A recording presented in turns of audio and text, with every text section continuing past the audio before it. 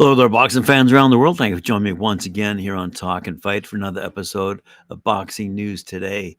I'm going to start off with news with respect to boxing in the Olympics and whether or not we will see that sport continue to be recognized by the IOC. They recently made a statement with respect to who shall govern boxing as a sport at the Olympics if it is in fact indeed to be recognized as such by them in time for the 2028 games in LA. So this is the interesting stuff that's come about in the wake of the IOC rejecting the IBA's appeal against banning them from running qualifying events. Obviously, we've said it before, the IOC have concerns about their governance, finance, ethics, and the IOC said that a recognizable and reliable international federation is needed to run Olympic boxing after Paris, and world boxing appeared to be the only possible option. Therefore, world boxing has urged boxing federations around the world to join them now to save Olympic boxing after the International Olympic Committee's latest statement. Doesn't stop there. So, quite frankly, right now, World Boxing, at a recent press conference, said they have between 25 and 30 countries looking to join their current membership of 28. Not a big number from around the world, I must admit, although the largest organizations are certainly a part of that 28. And they've already staged 3 World Boxing Cup events in Cologne, Germany, Sheffield, England, and Colorado States. And they've announced several more, including the inaugural Under 19 World Championship to be held in November. However, the IOC has just said the IOC is not in a position to organize another Olympic boxing tournament. To keep boxing on the Olympic program, the IOC needs a recognized and reliable federation as a partner. As with all other Olympic sports, the establishment of a new federation, which respects the IOC conditions for recognition, is now in the hands of national boxing federations and their national Olympic committees. Every national boxing federation and NOC that wants its boxers to make the Olympic dreams a reality and win medals at LA 2028 will now have to take the necessary decisions. The NOCs and national boxing federations thus hold the future of Olympic boxing in their own hands, and the required actions cannot be clearer. Boxing is not currently on the sports program for the Olympic Games LA 28. In order to remedy this, the IOC needs to have a partner, International Federation for Boxing, by early 2025, just a few months away. World Boxing issued a statement in reply saying the IOC has sent a clear and unambiguous message to all national federations and national Olympic committees that if they want their boxers to have the opportunity to compete at the Olympic Games after Paris 2024, they need to take immediate steps to join world boxing. This is the only path that will see boxing remain in the Olympic Games after Paris 2024, and all national federations must act now if they want boxing to have any chance of boxing still being part of the program at Los Angeles in 2028. So, I always thought as a kid growing up that in order to compete in the Olympics, you basically had to be an amateur. That's what separated you from the professionals. But here's the the IBA, and they said this week that they will reward Olympic medalists with financial rewards. They said, this is Umar Kremlov, IBA president, said $100,000 or 79,000 pounds will be given to gold medalists, $50,000 or 39,000 pounds to silver medalists, and bronze medalists will receive $25,000 or 19,000 pounds. And he also said there will be rewards for boxers who lose in the quarterfinals. That, my friends, is a huge incentive, but certainly, in my opinion, goes against the ideals of what the Olympic Games are all about. I leave it up to you to make your decision, and your comment going forward is appreciated. Let me know what you think. Let's move along to a quick story about a couple of young female fighters going at it toe-to-toe. Mexico's Yamileth Mercado will defend her WBC super bantamweight title against Ramla Ali on Saturday, June 29th at the Footprint Center in Phoenix, Arizona. That's the same card where Juan Francisco Estrada will defend his WBC super flyweight title against former world champion Yessi Rodriguez. The card is being organized by Matchroom Boxing. That would be Eddie Hearn's company, and will be broadcast on DAZN, of course, their partner. Mercado, 23-3, 5 knockouts, is defending her title for the 7th time after winning the belt back in 2019, and will fight in the U.S. for the 2nd time in Phoenix, having faced already Amanda Serrano in Cleveland in 2021. She comes to this fight after defending her title last April, defeating Linda Laura Leca by decision. Ali is 9-1, 2 knockouts, but enters her first world title fight brimming with confidence after exacting sweet revenge over Elisa Guzman in her most recent fight in Monte Carlo in November. Ali was defeated by Guzman last June in New Orleans, but Ali, who became the first fighter to represent Somalia at the 2020 Olympics, outclassed her foe in the rematch and is delighted to have the opportunity to win the coveted green and gold belt. So good to see women in the headlines as opposed to these kinds of headlines. This headline screams, Usyk set for Fury heavyweight boxing rematch in December. Do we care? I don't. I really don't. I think I've had it with these two. But I'll continue telling you about them. So here we go. Undisputed heavyweight world champion Oleksandr Usyk and British heavyweight Tyson Fury will meet on December 21st in Riyadh, Saudi Arabia. As I said before, money talks, bullshit walks, in a rematch of their bout that took place earlier this month. Usyk is now the WBA, WBC, WBO, and IBF champion, and he defeated Fury by split decision in the Riyadh recently, blah, blah, blah, to become the first undisputed heavyweight champ since the end of Lennox Lewis's reign in April 2000. Following the fight, Usyk said he would grant Fury an immediate rematch according to the clause in the fight contract. The rematch between the undisputed champion, Oleksandr Usyk, and the champion, Tyson Fury, is now scheduled on the 21st of December 2024 during Riyadh season. And that was according to Turki Al-Sheikh, who posted that comment on X, formerly Twitter. The world will watch another historical fight again. Our commitment to boxing fans continues. We hope you enjoy it. Gotta say, Turkey is quite a fan and is quite passionate about the sport. I do enjoy that. He is putting his money where his mouth is for sure. But there is that element of sport washing that we have discussed on previous episodes. So nonetheless, both Eddie Hearn and Frank Warren have made comments with respect to the decision to have this rematch and have it again in Saudi Arabia. Frank Warren said he was pretty confident that Tyson Fury could turn things around. And he said, I think he can. He believes he can. It was a fight of two halves. Tyson knows what he has to do, and I'm sure Usyk does. Both these guys were in an absolute war. It's taken a lot out of both of them. It'll be interesting to see what does happen and who is impacted the most.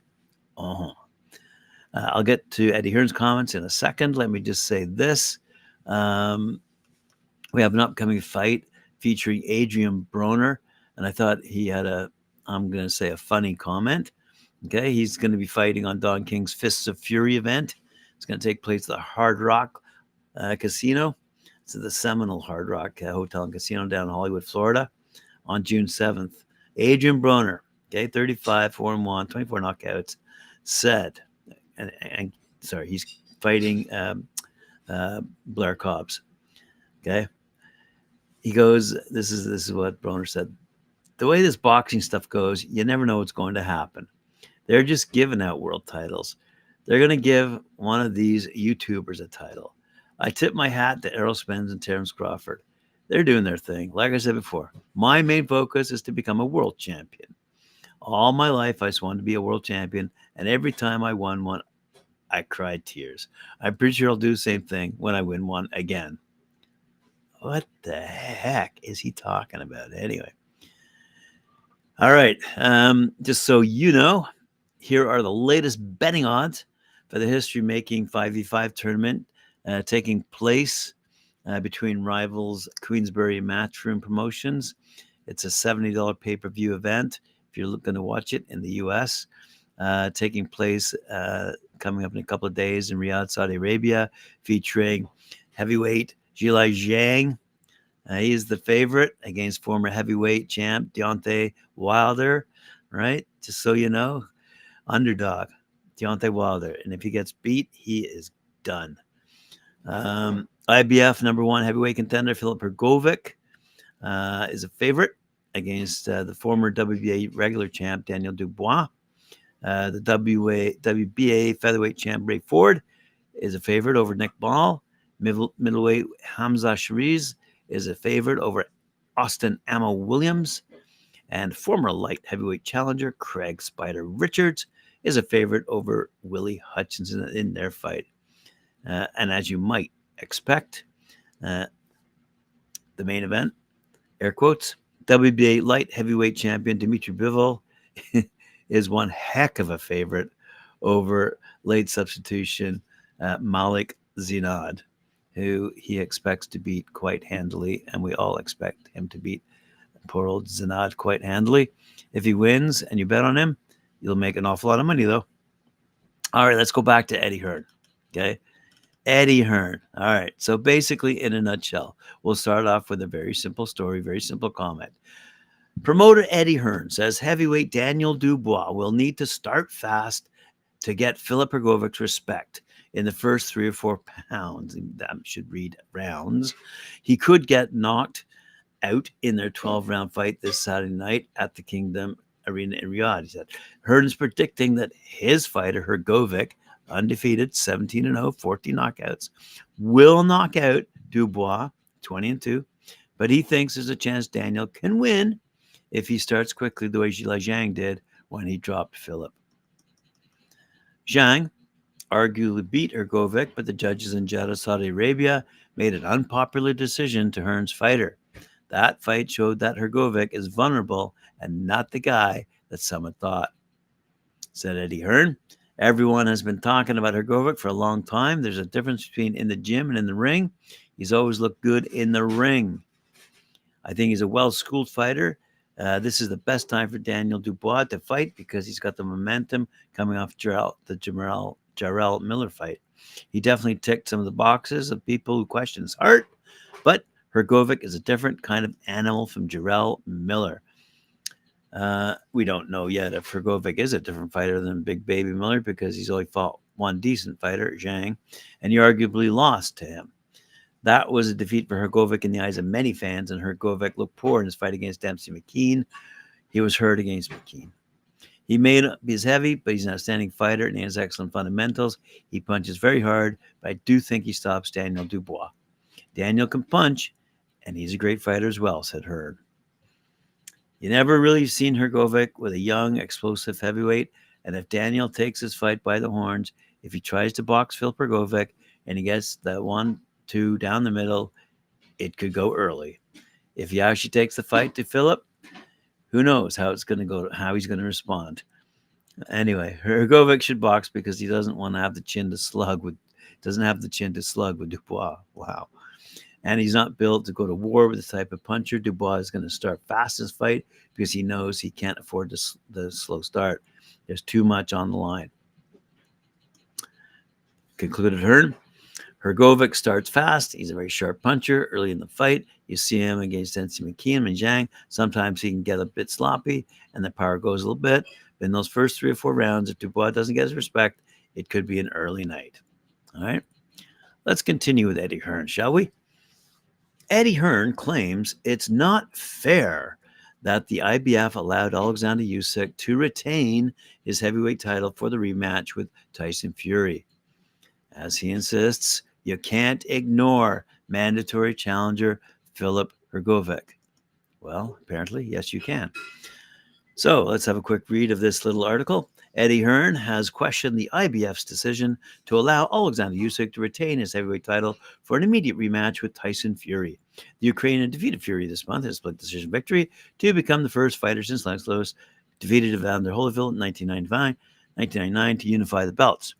However, Usyk was in danger of being stripped of his IBF championship due to the fact he was meant to make a mandatory title defense against Croatia's Filip Hrgovic.